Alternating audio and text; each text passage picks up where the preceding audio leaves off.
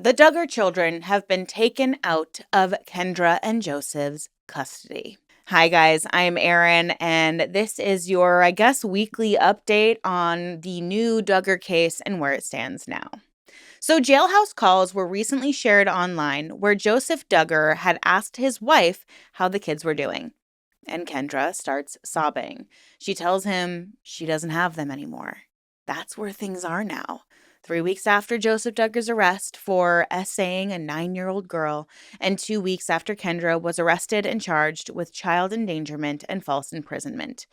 The 4 children have been removed from her custody.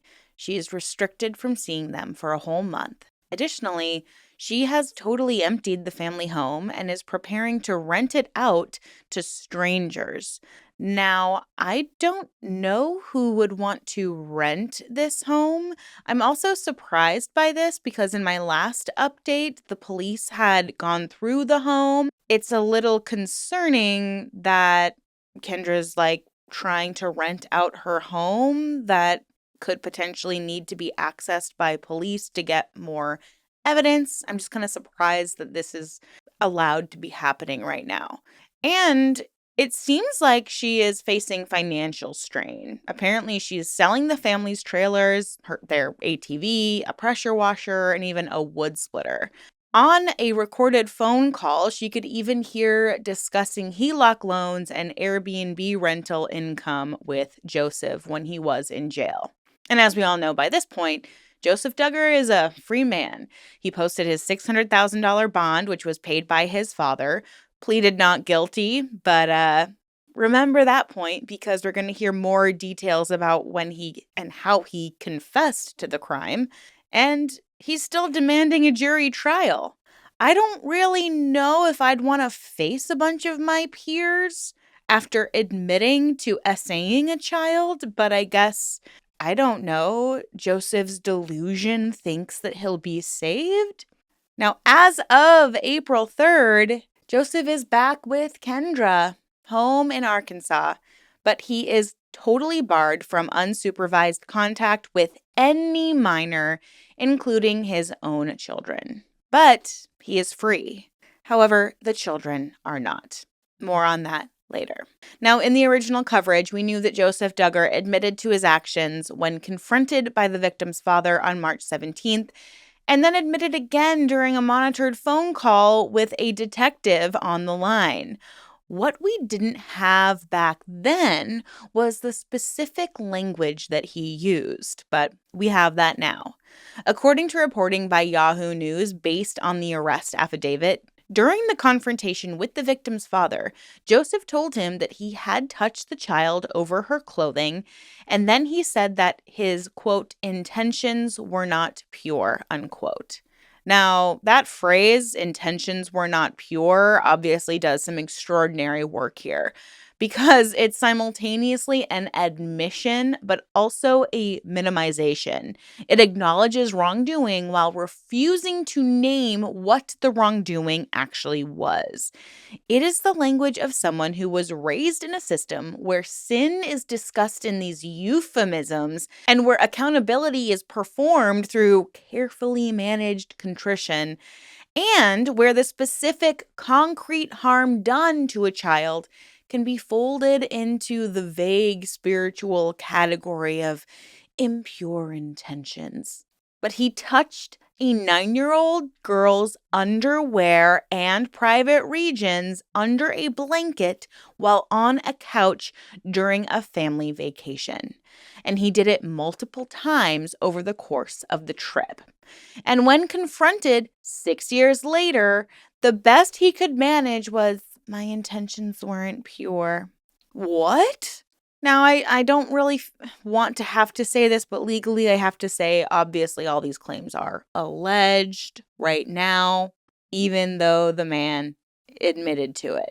But the prosecution now has, by the affidavit's account, at least 2 separate admissions that in-person confrontation with the father, and that monitored phone call with the detective listening.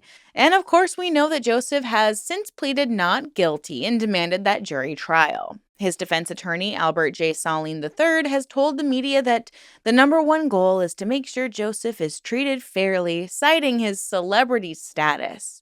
That is disgusting. I think we need to hold celebrities not just to the same standard as most people, but considering they have privilege and influence, we need to hold them to a higher standard, in my opinion. Now, how the defense plans to reconcile a not guilty plea with multiple documented admissions will be one of the central questions at the trial.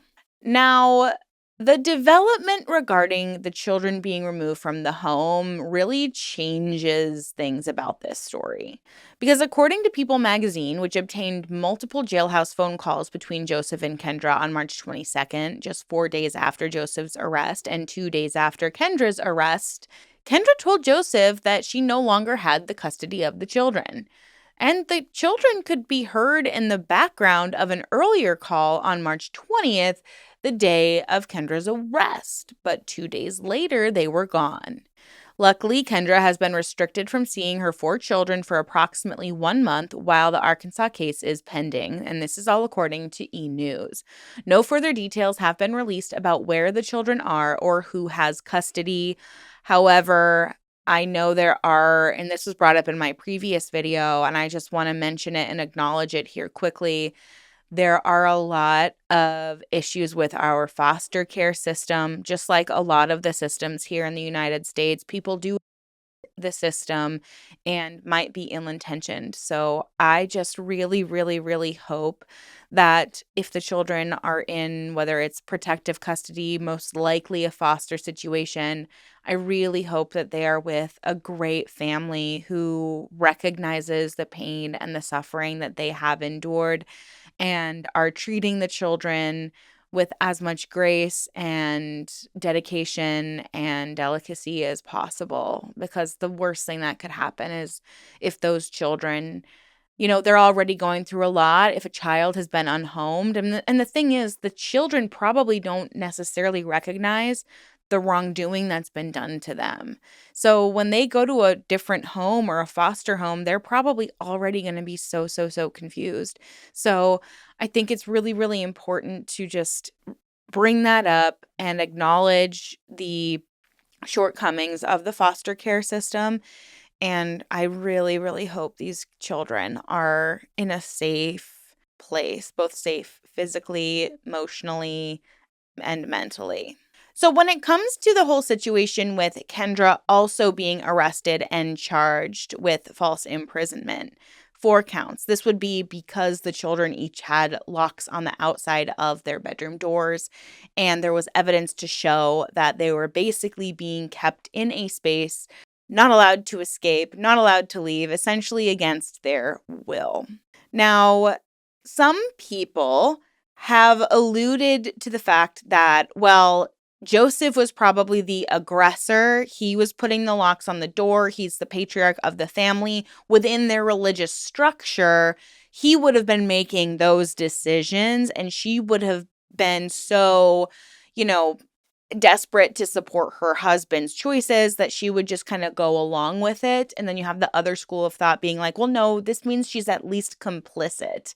However, with Joseph being out of the home and Kendra still being charged, this leads one to believe that suggests the endangerment concerns extended beyond just Joseph being in the home and potentially essaying the children.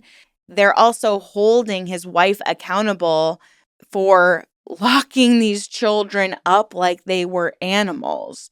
So there's no way that she's just complicit in this situation.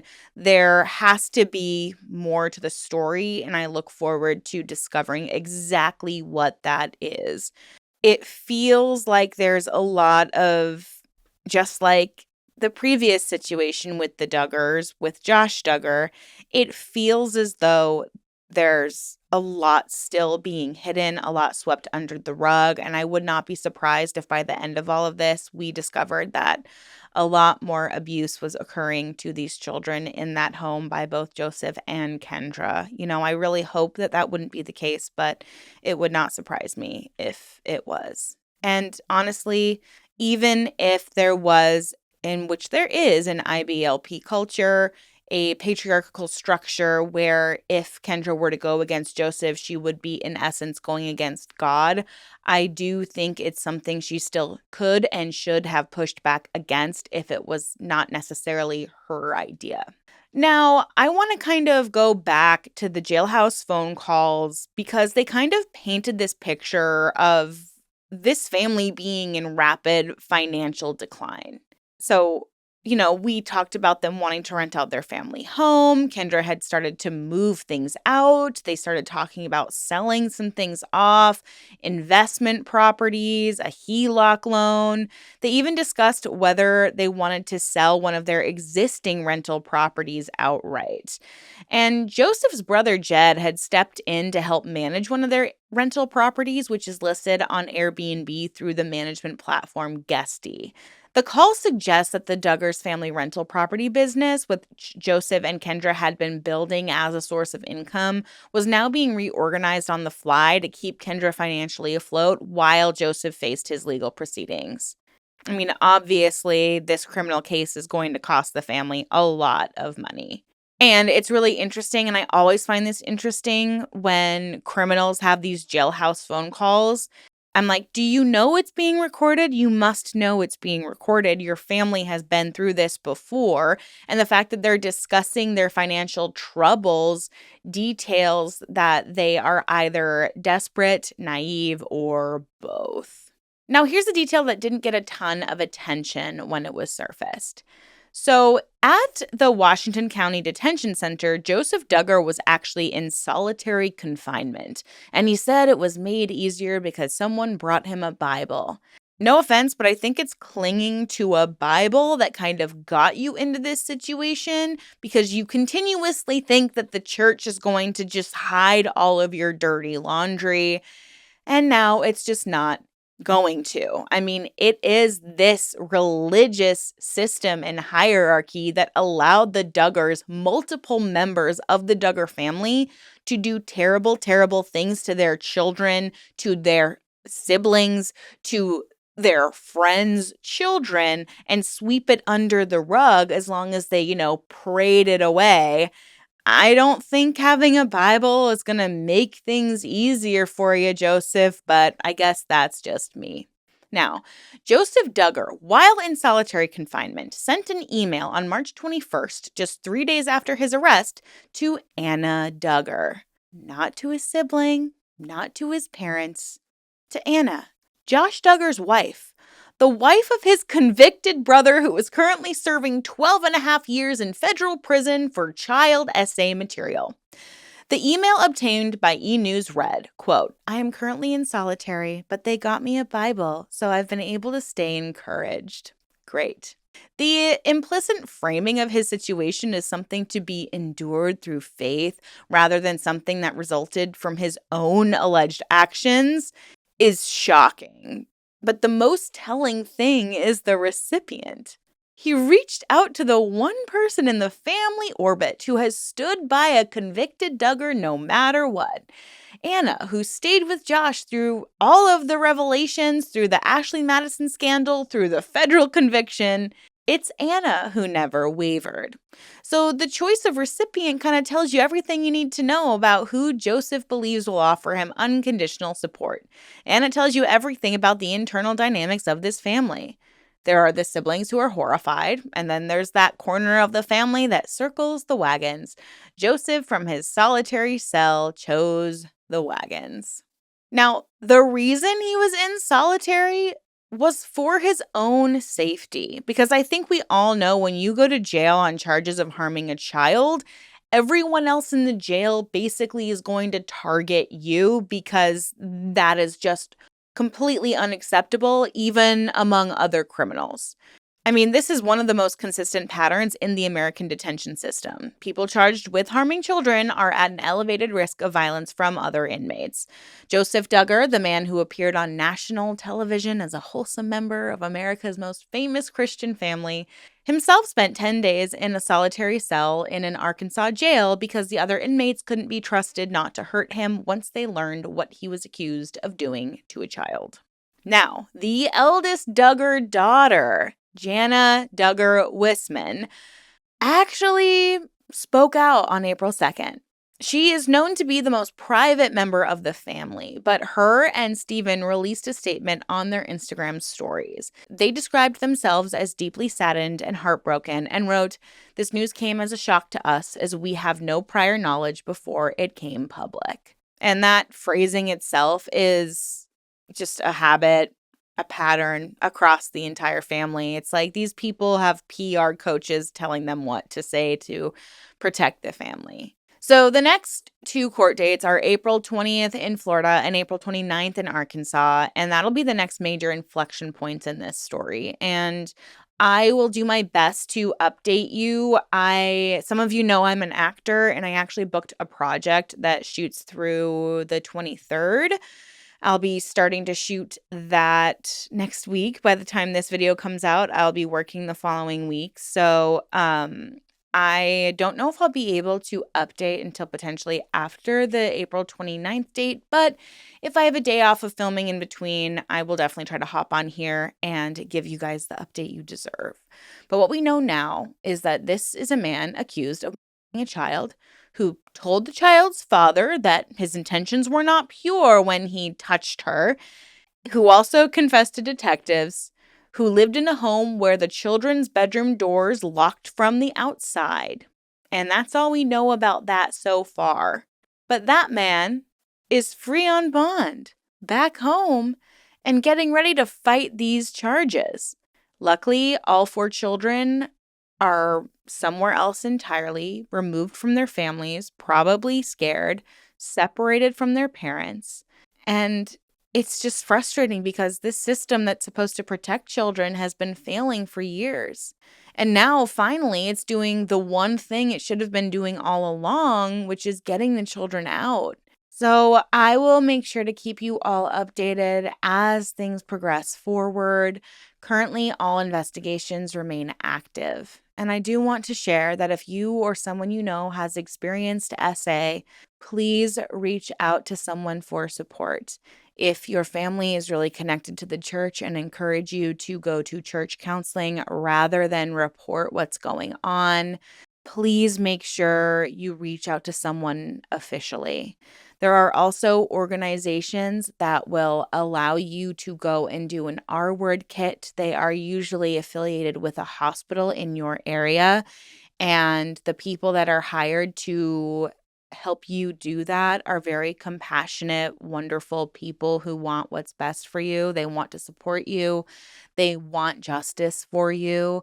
I think there's a misconception that if you go and get an R word kit done to determine if you have any, diseases from your SA, or honestly to provide proof that you were harmed and discover any kind of violence or evidence of violence, the best thing you can do is go get an R word kit. But I think there's a fear that you're going to show up to a police station and they're going to, roll their eyes at you and send you out the door. But I've actually met people who conduct these R word kits, and they're really passionate about what they do. They really want to help people, and they're usually either affiliated with or connected to a hospital. You're most likely not even going to be like having a random cop conduct your R word kit. You're probably going to have someone more affiliated with or connected to the hospital or the forensic side of things. So please let that hopefully encourage and empower you if something unfortunately does happen in that way.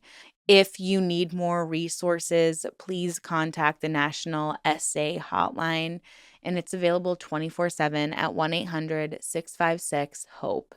That's 1-800-656-4673. Again, I will keep you updated as much as I can. I know this was a short video today, but I just want to keep you guys all up to speed. I know whenever we discuss children in crime, it's really difficult and really heartbreaking. And I just really hope that we can handle this with as much respect towards the young victims involved. So, anyways, you guys, please have a great rest of your week. Stay safe out there, ask questions, and always stay skeptical. I will see you in my next video very soon. Thank you guys so much. Bye.